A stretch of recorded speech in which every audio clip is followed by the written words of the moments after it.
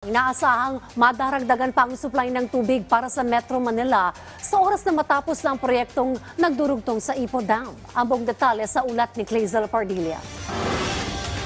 Gamit ang tunnel boring machine na ito, sinimulang butasin ng Metropolitan Waterworks and Sewerage System at mga konsesyonaryo ang bahaging ito ng Barangay Bigten, Norzagaray, Bulacan, May 12, 2023. Paglipas ng isang taon, tumagos na ito sa Barangay San Mateo at tuluyan ng nabuo ang higit 6 na kilometrong tunnel patungo sa Ipo Dam. Ito na ang bagong Tunnel Number 5 na ginawa ng MWSS at mga konsesyonaryo dito sa Norzagaray, Bulacan. Kaya nitong makapagdala ng 1,600 million liters ng tubig kada araw mula sa Ipo Dam patungo sa Bicti Basin hanggang sa makarating sa mga treatment facility at mga consumer sa Metro Manila.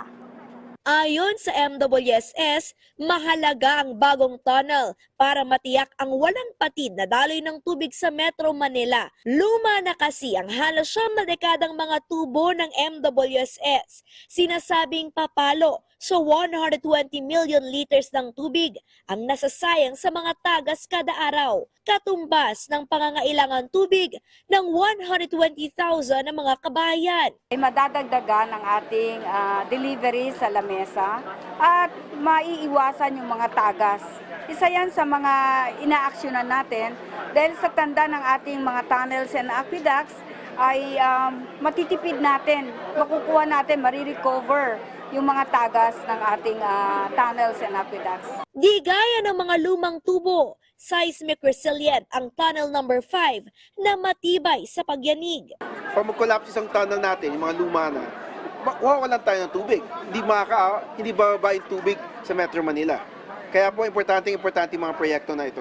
Reliability po ito . March 2025, inaasahang fully operational na ang Tunnel Number 5. Nagkakahalaga ang proyekto ng higit 3 bilyong piso na sinisingil na sa mga customer. So, hindi na po ito magkakos ng additional increase po. Ito po ay one of the projects po na part ng rate rebasing itong 2022. Kasama po natin na ito. Ito po ay to show that the public that where your money is going. Clazel Pardilla para sa Pambansang TV sa Bagong Pilipinas.